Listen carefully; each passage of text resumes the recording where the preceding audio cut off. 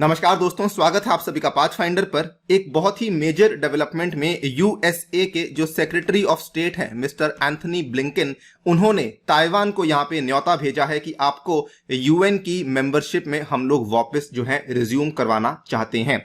ये कहानी आज से लगभग 50 साल पहले की है, जब ताइवान को यूएन की सदस्यता से निकाल दिया गया था। टू बी वेरी प्रिसाइज 25 अक्टूबर 1971 की ये बात है जब ताइवान को यहां से निकाला गया था। लेकिन जब अब ये नई बात सामने आई है, बेसिकली यूएस के द्वारा यहां पे सपोर्ट मिल रही है ताइवान को, चाइना इस चीज को लेके काफी ज्यादा परेशान हो चुका है। आपके सामने मैं 3-4 चीजें पेश करने वाला हूं। पिछले एक हफ्ते में काफी बड़ी बड़ी डेवलपमेंट्स हुई हैं। सबसे पहले यूएस के प्रेसिडेंट मिस्टर जो बाइडेन ने कहा कि हम ताइवान की यहां पे रक्षा करेंगे if it is attacked by China. ये खबर 22 अक्टूबर 2021 की है। उसके बाद ये वाली खबर सामने आती है, Taiwan taps on UN's door 50 years after departure.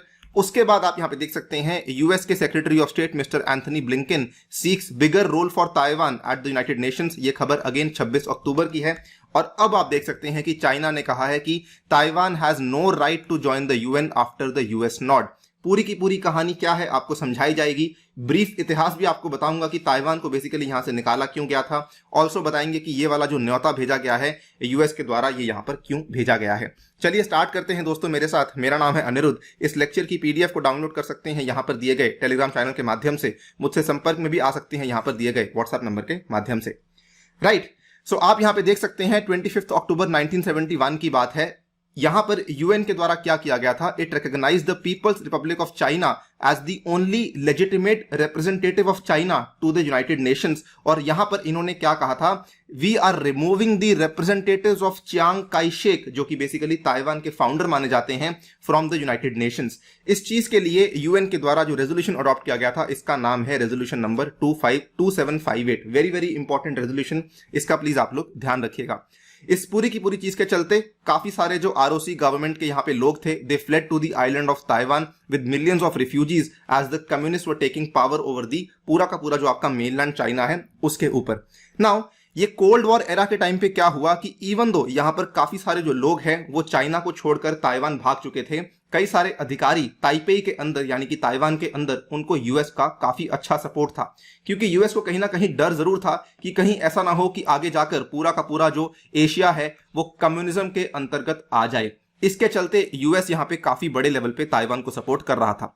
Taiwan ने भी कहा हम भी वापस आएंगे कुछ समय के बाद, लेकिन काफी साल के बाद जब वो वापस नहीं आ पाए, it almost became clear to many UN members कि यहां पर जो ताइवान की गवर्नमेंट है, it no longer represented the hundreds of millions of people living across the Taiwan Strait, जिसके चलते ये पूरी की पूरी कहानी हुई थी और ताइवान को यहां से यूएन में से निकाल दिया गया था। ऐसा मान लीजिए कि रेजोल्यूशन नंबर 2758 ताइवान की हिस्ट्री का one of the most defining documents माना जाता है, बिकॉज इसके चलते ताइवान को यूएन में से निकाला गया था।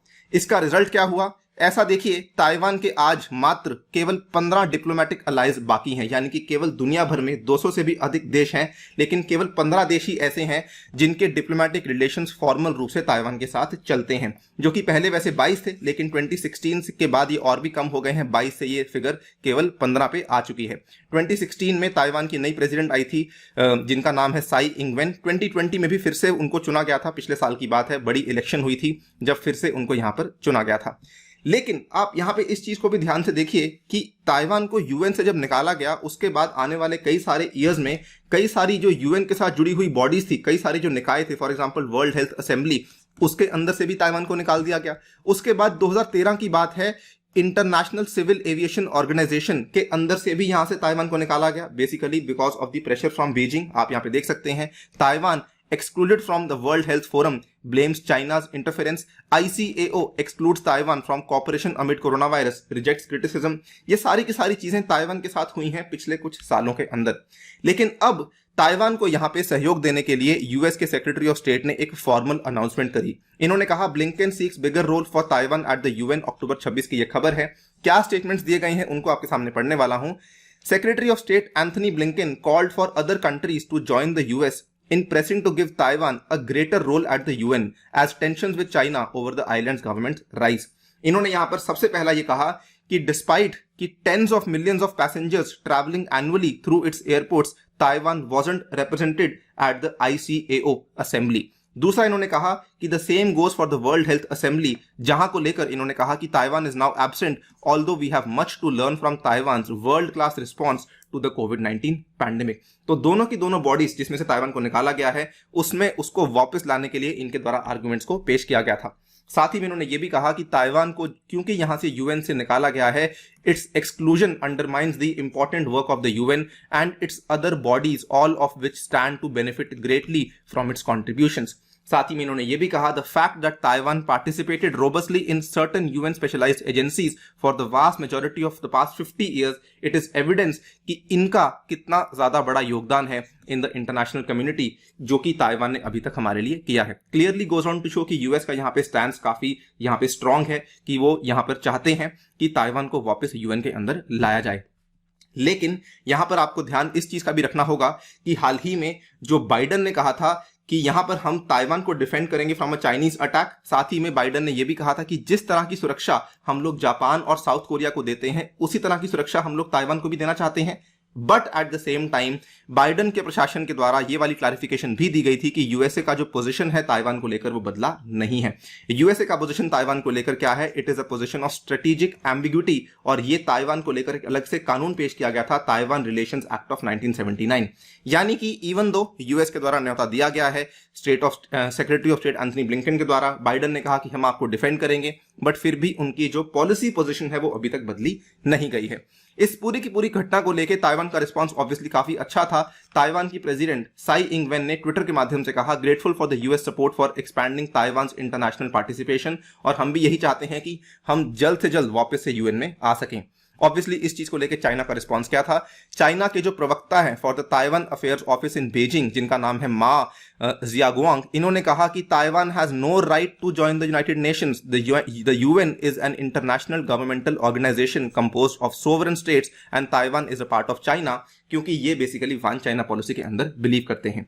दोस्तों ऑब्वियसली चाइना और ताइवान के बीच में टेंशंस काफी बढ़ चुकी हैं। यूएस की एंट्री की वजह से यहां पर टेंशंस और ज्यादा बढ़ चुकी हैं। यूएस का ये कहना कि हम ताइवान को सपोर्ट करेंगे, ये चाइना को और भी ज्यादा यहां पे मुश्किलें खड़ी कर रहा है। आगे क्या होता है देखना बाकी है, बट अगर ताइवान का रोल यहां पे बढ़ जाता है, believe me it will be one of the most important and the landmark moments for the UN in the year of 2021। फिलहाल के लिए वीडियो में इतना ही। जाने से पहले आपको बताना चाहूंगा कि अनअकैडमी के माध्यम से यदि आप लोग अपनी तैयारी को शुरू करना चाहते हैं तो आपके लिए बहुत ही सुनहरा मौका है, जिसके चलते आप लोग यहाँ पे काफी भारी डिस्काउंट्स ले सकते हैं और अपनी तैयारी को स्ट्रक्चर्ड ऑर्गेनाइज तरीके से शुरू कर सकते हैं। इसमें कई सारे ऑफर्स आपके लिए चलाए गए हैं, आप यहाँ पे देख सकते हैं। इसमें अगर आप लोग अनि यूपीएससी कोड का इस्तेमाल करते हैं वाइल परचेजिंग सब्सक्रिप्शन, तो आपको मेरी पर्सनल गाइडेंस व्हाट्सएप ग्रुप में एडिशन 20 बुक्स आपके घर तक पहुंचाई जाएंगी। इसके अलावा ये सारे के सारे बैचेस हैं जो कि शुरू करवाए गए हैं। 21, 22 और 23 वाले एस्पिरेंट्स के लिए, 21 वालों के लिए विशेष बैच शुरू किया गया है उनकी आंसर राइटिंग को बेहतर करने के लिए। इसके अलावा आने वाले रविवार के दिन कॉम्बैट में हिस्सा लेना बिल्कुल नहीं भूलना यूजिंग माय रेफरल कोड अनि UPSC. Thank you for listening, stay tuned and stay safe.